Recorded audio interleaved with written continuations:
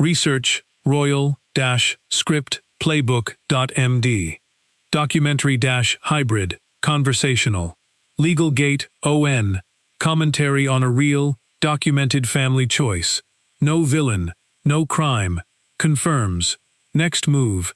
Dramatized framing of an established direction. Object A equals the HRH entitlement, letters patent. Object B equals a symbol of normal life. Real anchors. 1917 letters patent entitles male line grandchildren of the sovereign to HRH/Prince. Edward and Sophie chose not to use it. Lady Louise Windsor. James was Viscount Severn, now Earl of Wessex. Anne pioneered the same choice. Fits Charles's slimmed-monarchy preference. Target are 4,600 words. So James, Prince Edward's son, is entitled by the family's own old rules to be called His Royal Highness, a prince of the realm. It's his by right, and his family keeps quietly deciding that he won't use it. And this isn't a snub, or a punishment, or the boy being pushed out. It's the opposite of all of that. Those are the wrong frames entirely. Because turning down a princely title, in this family, isn't a demotion. It's one of the wisest, most deliberate gifts a royal parent can give a child. And it points directly at the future of the whole monarchy. There's a formal entitlement, sitting on the table, that could make James a prince tomorrow, and beside it sits an ordinary life, a normal young man's normal future that his family has chosen for him instead. And the choice between those two objects tells you where the monarchy is heading. We're going to walk through all of it. What James is actually entitled to, why his family keeps saying no to it, and why it matters far beyond one young man. To understand why keeping a title off the table is such a big deal, you have to understand how royal titles actually work, because James is entitled to more than most people realize. The rules that govern who gets to be a prince and an HRH go back to a document from 1917, the letters patent issued by King George V, and they're quite specific. The male line grandchildren of the monarch are entitled to be styled His or Her Royal Highness and Prince or Princess. James is a male line grandchild of the late Queen, and now the son of a brother of the king. By those rules he qualifies. He could, by right, be styled Prince James, His Royal Highness. That title is genuinely available to him. And yet, he isn't styled that way. He's James, Earl of Wessex, a title that sounds grand, but is, in royal terms, a step down from being a prince. He's styled as the son of an earl, not as a prince of the realm. And that's not an accident, or an oversight. It's a choice, made by his parents, Edward and Sophie, deliberately, years ago. Because Edward and Sophie decided, early, that their children would grow up as normally as possible. No HRH, no prince and princess. Their daughter is Lady Louise Windsor. Their son was Viscount Severn, and is now Earl of Wessex. Titled, yes, but pointedly not royal in the fullest HRH sense. They chose to keep their children off the very top rung, on purpose, so those children could have something the fullest royal title makes almost impossible, a normal life. So picture a hallway in a country house, a formal document on the table, the entitlement, the princely style that's James's for the taking, and a family that keeps, quietly and deliberately, leaving it exactly where it is. Now here's the tension underneath it, and it isn't a threat in the dramatic sense. It's a genuine dilemma, because a princely title isn't only a burden, it's also a gift. HRH opens doors. It confers status, recognition, a place at the very heart of the institution. To decline it for your child is to decline, on their behalf, a kind of power and belonging that people spend lifetimes chasing. So the choice Edward and Sophie made isn't obviously the kind one. You could argue they've denied their son something valuable that was his by right, and James is the one who lives with that choice. I want to be clear and fair from the start, because keeps HRH off the table could sound like James is being deprived of something, or held down. He isn't. Everything about how his family has handled this points the other way, toward protection, not deprivation. But it's a real trade-off, and an honest story has to admit both sides. A title given is a life in the spotlight, with all its rewards and all its costs. A title withheld is a normal life, with all its freedoms and its quieter place. Neither is simply better, and James's family has bet, decisively, on the second, for reasons that go right to the heart of what the modern monarchy is trying to become. Let me put down what's actually real here, because almost all of this one is genuinely documented. Start with the entitlement, which is real. The 1917 letters patent, issued by King George V, set the rules for royal styles.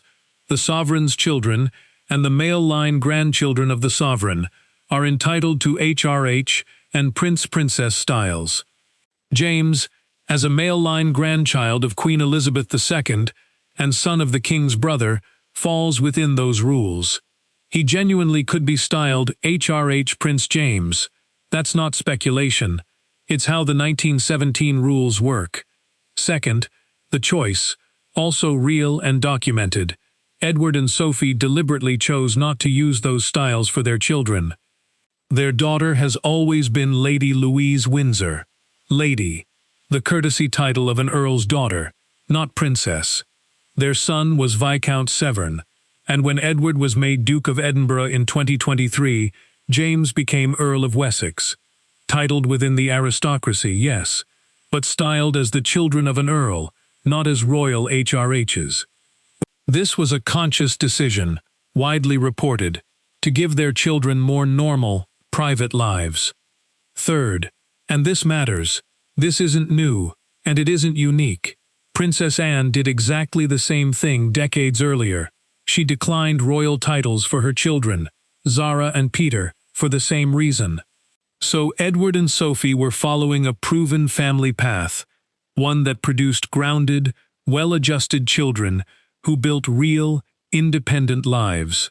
There's even a famous, telling detail. Lady Louise worked an ordinary summer job at a garden center as a teenager. That's the kind of normal these choices make possible. And fourth, the bigger context.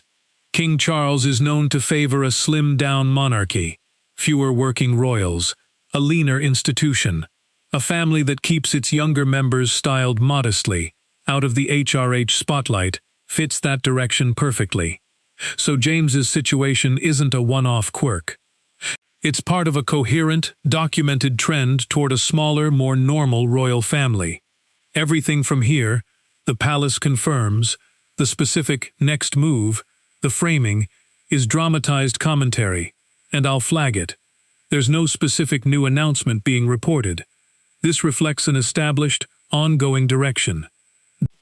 Hold that loosely. Object 1, then, is that entitlement itself, the princely style, sitting on the table, real and available, that James simply doesn't take up. And beside it is the second object, the one that explains the whole choice, the ordinary life that declining the title makes possible.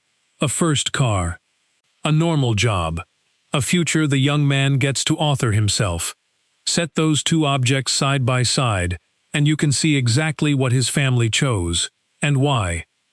Because to understand why a family would decline a princely title, you have to understand what the fullest royal title actually does to a young life. HRH isn't just an honor, it's a cage, however gilded. It means the spotlight from birth. It means every choice scrutinized, every stumble public, every ordinary teenage mistake potentially a headline. It means a life defined, from the outset, by an institution rather than by the person. Edward and Sophie watched what that intensity has done to others in the family. The pressure, the loss of privacy, the difficulty of ever becoming your own person, and they decided, with real foresight, to spare their children the worst of it. Because the wound this choice is designed to prevent is the one this family knows too well, the slow erosion of a real self under the weight of a royal role.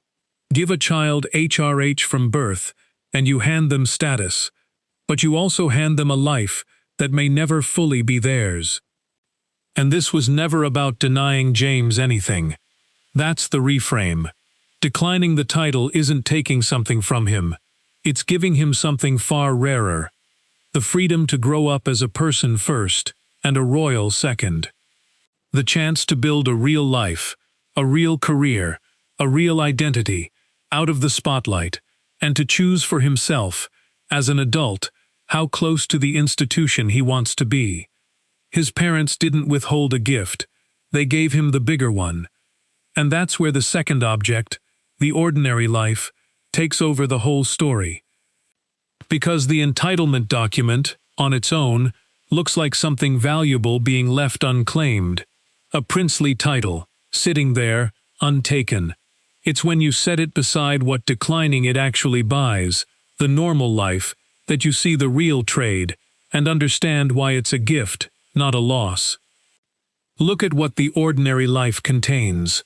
A young man who can go to a shop without it being an event, who can hold a normal job, the way his sister famously worked at a garden center, who can make friends who like him for himself, not his style, who can fail, and learn, and grow up in private, like everyone else, who can, one day, choose his own path, a career, a purpose, a life, instead of having it prescribed by an institution from the moment he was born. That's what the second object holds, and when you weigh it against a title, it's not close. The entitlement tells you what James could have. The ordinary life tells you what he'd have to give up to take it. And his family, weighing those two objects, chose the life over the title. Not because the title is worthless, but because the life is worth more. Now, I have to be honest about the commentary here. There's no specific new palace confirmation being reported. The next move framing is dramatized. What's real is the established, documented direction. This family has, consistently and deliberately, kept HRH off the table for its younger members. Hold the drama loosely, but take the substance seriously, because it's genuinely one of the wisest patterns in the modern monarchy. Which brings us to the real question underneath the whole thing. Not will James become a prince? The deeper one. What should the monarchy do with its younger members? Pull them all into the full royal spotlight, or let most of them live normal lives on the edges? Because that question decides what kind of institution the monarchy becomes. A monarchy that makes every eligible relative a working HRH becomes large, expensive, and increasingly hard to justify. The very thing that draws public resentment. A monarchy that keeps its core small and lets the wider family live normally becomes leaner, more defensible, and more human. James not taking up HRH isn't just a personal choice. It's a small, living example of the slimmed-down monarchy the institution needs to become to survive. And that's why Edward's son keeps HRH off the table, is a bigger story than one young man's title. It's a preview of the monarchy's whole future, a future where being born close to the throne doesn't automatically mean a life consumed by it. Now, there's a real argument that James should take up the title he's entitled to, and it's not snobbery. The case goes like this. The title is his by right, and rights shouldn't be casually declined. HRH would give James status, a formal place in the institution, and the ability to serve as a full working royal if he ever wanted to. A slimmed monarchy sounds efficient, but it also means fewer hands to do the enormous amount of work the institution requires. The patronages, the engagements, the representation. Every young royal kept out of the fold is one less person to share the load. And there's dignity in the title, and in the service it enables. Why deny James the chance to be a full part of the family's mission? That's where tradition plants its flag. The title is his birthright and enables service, so why refuse it? Except here's where that argument gets weaker, not stronger. Because it assumes the title is mostly a gift, and mostly costless. And it isn't. For every royal who thrives under the full HRH spotlight, there's a cautionary tale of one who struggled under it, who never got to become themselves, who buckled under the scrutiny, who paid for the status with their privacy, and sometimes their well-being. Edward and Sophie weren't declining an unmixed blessing. They were declining a genuine risk, and a parent who protects a child from a real risk, even a prestigious one, isn't depriving them. They're doing their job. And it gets more compelling than that. Because the fewer hands to share the load, worry actually cuts the other way. The modern monarchy's problem isn't too few royals, it's too many, and the expense and scrutiny that come with a sprawling family. The public increasingly asks why it's funding a large cast of minor royals. A leaner institution, with a small core of working royals and a wider family living normal, self-supporting lives, is exactly the answer to that. James living independently isn't a loss of a worker. It's the removal of a future liability, one less royal to fund, justify, and defend. In the slimmed monarchy Charles wants, James's normal life is a feature, not a bug. And it gets wiser still. Because keeping the door open matters. Declining HRH now doesn't mean James can never serve. It means he gets to grow up as a person first, build his own identity, and then choose, as an adult, how close to the institution he wants to be. That's far healthier than having the role imposed from birth. The family isn't slamming a door on James's royal future. It's letting him reach adulthood free enough to decide it for himself, which is the opposite of deprivation. And here's the reframe that resolves it. The question was never, should James be denied his birthright? It was, what actually serves this young man and this institution best? The answer, proven by Anne's children before him, is that a normal upbringing produces grounded, capable, independent adults, and that a leaner monarchy is a more sustainable one. Declining the title serves both James and the institution. Taking it up would serve mainly tradition. So the family's choice isn't a snub, and it isn't a deprivation. It's a considered bet, the same one Anne made, the same one the slimmed monarchy requires, that a normal life is worth more than a grand title, and that a smaller royal family is a stronger one. And James, growing up grounded and free, is the living proof that the bet pays off. I've grounded most of this in real, documented family choices, and I'll keep flagging where I move into commentary. But the heart of this isn't a scandal. It's a quiet, deliberate philosophy of parenting and monarchy, and it's worth drawing out fully. So let me take you through it. Picture the two objects one more time. On the hall table, the entitlement, the 1917 rules, the princely style, HRH, all of it genuinely available to James for the taking. And beside it, the ordinary life his family chose instead. The normal school, the normal job, the first car, the friendships built on who he is, rather than what he's called. Two futures, sitting side by side, and a family that has, consistently and deliberately, chosen the second. And the first thing to understand is that this choice is not new, not impulsive, and not a reaction to any drama. It's a settled family philosophy, decades deep. Princess Anne pioneered it. She declined royal titles for Zara and Peter, and they grew into grounded, accomplished, independent adults. Zara an Olympic medalist in her own right. Edward and Sophie watched that work, and chose the same path for Lady Louise and James. This is a proven method, applied on purpose, by parents who studied the results. And the results speak. Lady Louise Windsor, entitled to be a princess, worked a summer job at a garden center as a teenager, stacking shelves, serving customers, earning a wage, like any other young person. That single detail tells you everything about what this choice produces. A young royal who knows the value of ordinary work, who hasn't been sealed away from normal life, who is being raised to be a functional adult before anything else. That's not deprivation. That's some of the best parenting in the whole family. And here's where the story stays warm. and refuses to manufacture conflict. Because there's no villain here, and no victim. Edward and Sophie aren't cold parents denying their children's status. They're wise ones, protecting their children's futures. James isn't a boy being pushed out. He's a young man being set free. And Charles isn't sidelining his nephew.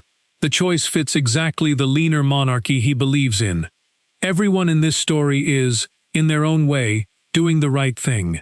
It's one of the rare royal tales where the drama is actually a quiet consensus about wisdom, and the deepest point is about what a title actually is and what it costs. Because we tend to assume that more title is always better, that HRH is a prize and declining it is a loss. But the family that has lived closest to the full weight of royal titles has concluded the opposite, that beyond a small core, the fullest titles cost more than they give. They cost privacy. They cost the freedom to become your own person. They cost the ability to make ordinary mistakes and ordinary choices. And for a young person who will never be near the throne anyway, taking on all that cost for the sake of a style is a bad trade. Edward and Sophie, and Anne before them, simply refused to make it on their children's behalf. So James, keeping HRH off the table, isn't a young man being denied his due. It's a young man being handed the rarest privilege a royal child can receive, the privilege of a normal life and the freedom to author his own future. He can build a career. He can choose a path. He can decide, as an adult, whether and how to serve, rather than having a role stamped on him at birth. That's not less than a princely title. In every way that matters to a human life, it's more. And for the monarchy, this is the template of its own survival. Because the institution's future depends on becoming smaller, leaner, more defensible. A tight core of working royals, surrounded by a wider family living normal, self-supporting lives. James is that future, made visible. A grandchild of a queen, entitled to be a prince, choosing instead to be a private citizen with a title he rarely uses. Multiply that across the next generation, and you get exactly the modern monarchy Charles and William are trying to build.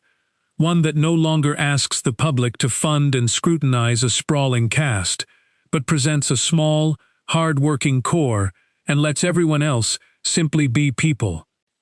The palace confirming James's next move, stripped of the dramatic framing, is really just this: a family continuing, quietly and consistently, to do the wise thing it has done for 2 generations, to value a child's normal life over a grand title. To build a leaner monarchy, one modest choice at a time. To keep, for the young people born near the throne but not destined for it, the door to an ordinary life wide open. The entitlement sits on the table, real and available. The ordinary life sits beside it. And James, like his sister and his cousins before him, gets to take the life, which, in the end, is the most royal thing his family could give him, because it's the thing they, at the very center, so often couldn't have for themselves. So here's where it lands, and I'll keep it short and honest. There's no dramatic new palace announcement that confirms his next move. Framing is dramatized. What's real is the settled, documented direction. This family keeps HRH off the table for its younger members, on purpose. Nothing is being taken from James. He keeps his earldom, his place in the family, and, most valuable of all, a normal life and the freedom to choose his own future. If he ever wants to serve more formally as an adult, that door isn't locked. It's simply not being forced open on him now. And that's the quiet verdict. Not that James is denied a title, but that he's given something rarer, the chance to grow up a person first. It's the same gift Anne gave her children, the same one Edward and Sophie gave Louise, and it works. James keeping HRH off the table isn't a demotion. It's the modern monarchy and modern royal parenting at their wisest: a smaller crown, a normal life, and a young man free to author his own. But a single title choice points at something much bigger, the shape of the entire monarchy to come. And James is a preview of it. Because the institution's survival depends on getting smaller, a sprawling family of working HRHs is expensive, hard to justify, and increasingly out of step with the public mood. The future, the one Charles wants and William is building, is a lean core of working royals, surrounded by a wider family living normal, independent lives. And every young royal who, like James, keeps the fullest title off the table and builds an ordinary life is one more brick in that future. He's not on the margins of the monarchy's story, he's on the leading edge of it. The pattern, once you see it, is unmistakable and deliberate. Anne started it with Zara and Peter. Edward and Sophie continued it with Louise and James. And it will, almost certainly, extend further as the next generation grows. The monarchy is quietly teaching itself that being born close to the throne should not automatically mean a life consumed by it, that most royals should be free to be people. That's a profound cultural shift, and it's happening one modest title choice at a time. And the young people it produces are the proof it works. Zara, an Olympian. Louise, grounded enough to work a garden center job. James, growing up free to find his own path. These are not damaged, sidelined royals. They're some of the most well-adjusted people the family has produced, precisely because they were spared the fullest weight of the title. The choice doesn't diminish them, it liberates them. And there's a lesson in it for how we think about privilege itself, because we assume the grandest title is always the greatest gift. This family, closest to those titles, has learned otherwise, that beyond a small core, the freedom to be a normal person is worth more than the grandest style. That's a striking thing for a monarchy to conclude about its own honors, and a deeply healthy one. The institution isn't weakened by James keeping HRH off the table. It's strengthened, because a monarchy that can let most of its members live normal lives is a monarchy that's affordable, defensible, and human. One that asks the public to support a small, hard-working core rather than a large, idle cast. James's ordinary life is not a subtraction from the royal story. It's the model for the royal future. The entitlement will keep sitting on the table, real and available, unclaimed. And James will keep building an ordinary life beside it, a grandchild of a queen who chose to be a person, which, in the monarchy that's coming, may turn out to be the most modern and admirable royal choice of all.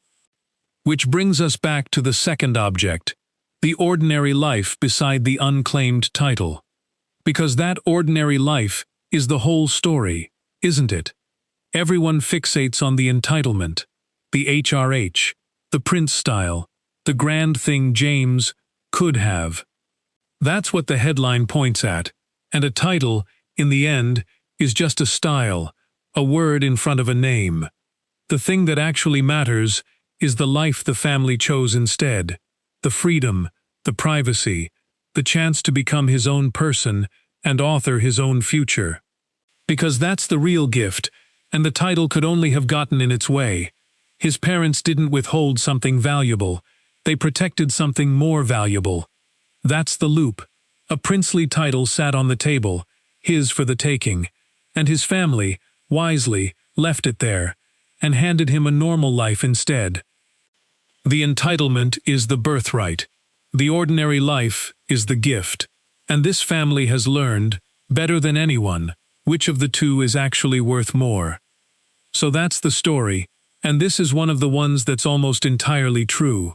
The 1917 letters patent really do entitle James to HRH and Prince status. Edward and Sophie really did choose not to use those styles for their children. Lady Louise really did work an ordinary summer job. Anne really pioneered the same choice decades earlier. And Charles really does favor a slimmed monarchy this fits. The only dramatized part is the palace confirms his next move, framing. The substance is real and documented. But here's why it's worth telling. Even so, Because strip away the confirms and the theory off the table, and what you're left with isn't a snub or a scandal. It's one of the quietly wisest things this family does, choosing, again and again, to give its children a normal life instead of a grand title, to value the freedom to become a person over the status of being a prince. There's no villain in this one, no one deprived, no one pushed out, no crime, no crisis. And just parents doing right by their children, following a proven path, and a monarchy quietly reshaping itself into something leaner and more human, one modest choice at a time. We assume the biggest royal story is always about who gets the crown, the title, the status. But maybe the more telling one is about who turns those things down, and why. Because a family that has lived at the very center of royal life has concluded, for its own children, that beyond a small core, a normal life is the greater prize. James is entitled to be a prince. His family keeps deciding he'll be a person instead, and in the monarchy that's coming, smaller, leaner, more human, that may be the most forward-looking choice any of them has made. That's the reason it's worth telling, not the title he could have, but the life he gets to have instead, and what it says about a monarchy finally learning that the greatest gift it can give its own children is the freedom to simply be themselves. Thanks for watching. Please don't forget to like and subscribe, and we will see you in next one.